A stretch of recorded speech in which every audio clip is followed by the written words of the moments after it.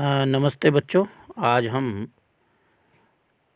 ज्यामिति के अंतर्गत त्रिभुज के बारे में पढ़ेंगे, जिसे इंग्लिश में हम ट्रायंगल कहते हैं।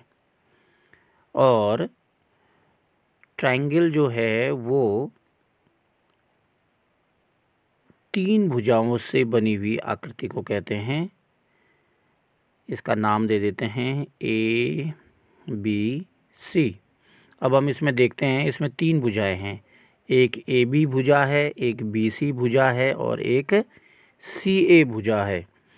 और इसमें 3 कोने यानी 3 शीर्ष हैं और इसमें 3 कोण हैं, यानी 3 भुजाओं से बनी आकृति त्रिभुज कहलाती है, जिसमें 3 भुजाएं होती हैं, 3 शीर्ष होते हैं और 3 कोण होते हैं।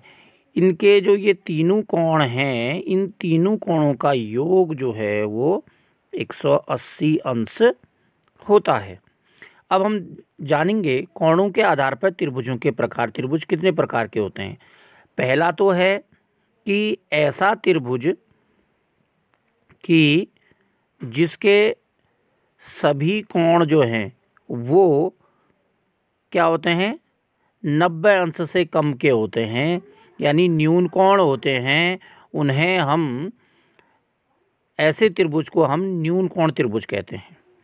और दूसरा है समकोण त्रिभुज, यानी ऐसा त्रिभुज जिसका एक कोण समकोण होता है, यानी 90 अंश का होता है, उसे हम समकोण त्रिभुज कहते हैं।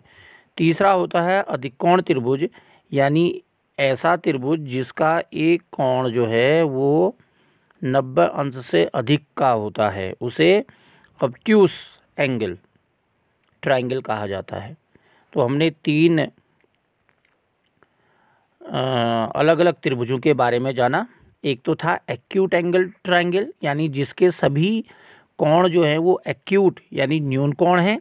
दूसरा हमने राइट एंगल ट्रायंगल के बारे में जाना, जिसका एक कोण जो राइट एंगल यानी 90 डिग्री का है, 90 अंश का है। और तीसरा हमने ऑब्ट्यूस एंगल ट्रायंगल के बारे में जाना, जिसका एक कोण जो है ऑब्ट्यूस है, यानी एक कोण 90 डिग्री से अधिक का है। अब हम आगे बढ़ते हैं। इसका अभ्यास है और हमने इसमें छांटना है कि ये कौन कौन से प्रकार के जो हमने त्रिभुज जाने हैं उनमें से कौन से हैं। एक ये पहला दे रखा है, इसका पहला कोण 60 का, दूसरा 70 का, तीसरा 50 का है। और इस प्रकार से हम देखते हैं कि ये न्यून कोण त्रिभुज है। यहाँ 120 यानी 90 डिग्री से अधिक है तो ये अधिक कोण त्रिभुज है। यहाँ ये 90 अंश का है तो ये कैसा त्रिभुज हो गया, समकोण त्रिभुज हो गया। यहाँ भी 100 डिग्री यानी 90 डिग्री से अधिक का त्रिभुज है, यानी कोण है यहाँ पर, तो इसको भी हम क्या कहेंगे, अधिक कोण त्रिभुज कहेंगे। और अगला जो है ये 90 अंश का है यानी समकोण त्रिभुज। उसका अगला जो है 150 अंश का कोण दिखाई दे रहा है तो ये भी अधिक कोण त्रिभुज। अब दूसरा प्रश्न दे रखा है, यदि त्रिभुज के 2 कोणों का योग 70 है तो तीसरे कोण की माप क्या होगी? तीनों कोणों का योग जो है वो 180 अंश का होता है और 2 जो कोण हैं उनका योग जो है वो 70 दे रखा है। तो घटा देंगे, देखते हैं कितना आता है। 0, 8 में से 7 गया 1, ठीक है ना, और 110, यानी तीसरा जो कोण होगा हमारा कितने का होगा, 110 डिग्री का होगा। अगला, यदि त्रिभुज का एक कोण 30 अंश है, दूसरा 120 है। एक कोण दे रखा है हमें 120 डिग्री का, दूसरा कोण दे रखा है 30 डिग्री का, जोड़ देंगे कितना का हो गया, यानी 150 के तो 2 कोण हो गए।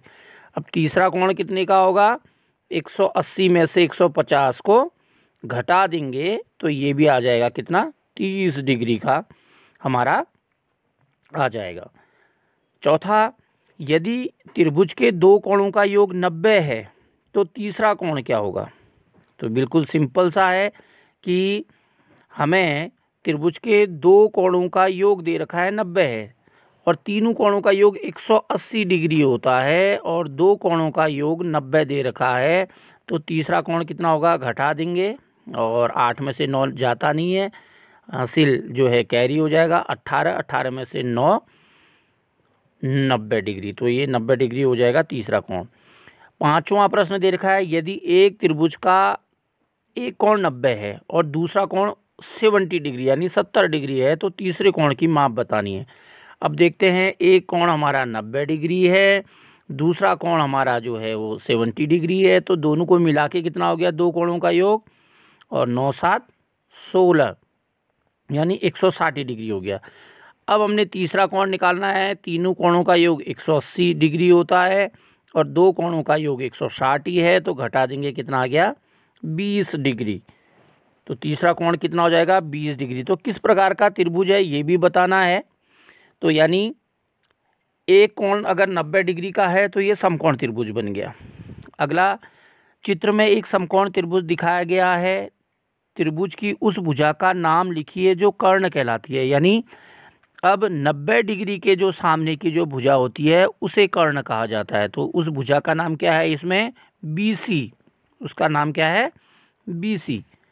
अगला प्रश्न है, यदि त्रिभुज के तीनों कोण समान हैं तो बताइए प्रत्येक कोण कितने अंश का है। अब हम जानते हैं कि त्रिभुज के तीनों कोणों का योग 180 डिग्री है और उसको 3 बराबर भागों में बांटना है। तो 3 से भाग दे देंगे, 3 छक 18 यानी 60 अंश। तो प्रत्येक कोण कितने कितने के हो गए, 60 60 और 60 अंश के ये हो गए। अब हम जानेंगे कि भुजाओं के आधार पर त्रिभुजों के विभिन्न प्रकार क्या होते हैं। समबाहु त्रिभुज यानी ऐसा त्रिभुज जिसकी तीनों भुजाएं जो हैं वो बराबर होती हैं उसे समबाहु त्रिभुज कहते हैं। और बड़ी गजब की बात है कि इसके जो तीनों कोण हैं वो भी बराबर हैं और तीनों कोण बराबर हैं तो प्रत्येक कोण कितने का हो गया, 60 60 और 60 का हो गया। अब आगे बढ़ते हैं, समद्विबाहु त्रिभुज यानी ऐसा त्रिभुज जिसके दो भुजाएं जो हैं वो बराबर होती हैं वो समद्विबाहु त्रिभुज कहलाता है। तो दो भुजाएं अगर बराबर हैं तो उनके सामने के दो कोण भी क्या होंगे, बराबर होंगे। तो ये क्या हो जाएगा, समद्विबाहु त्रिभुज हो जाएगा। विषमबाहु त्रिभुज किसे कहेंगे, और समद्विबाहु त्रिभुज को इंग्लिश में आइसोसेलेस ट्रायंगल कहा जाता है। और विषमबाहु त्रिभुज स्केलेन ट्रायंगल यानी ऐसा त्रिभुज जिसकी तीनों भुजाएं अलग अलग मेजरमेंट की होती है, अलग अलग माप की होती है, उसे विषमबाहु त्रिभुज कहते हैं।